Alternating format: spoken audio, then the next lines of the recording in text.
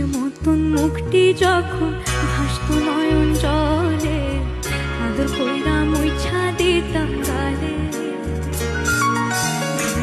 আইসা পাশে বৈশা জড়াইতো এ বুক,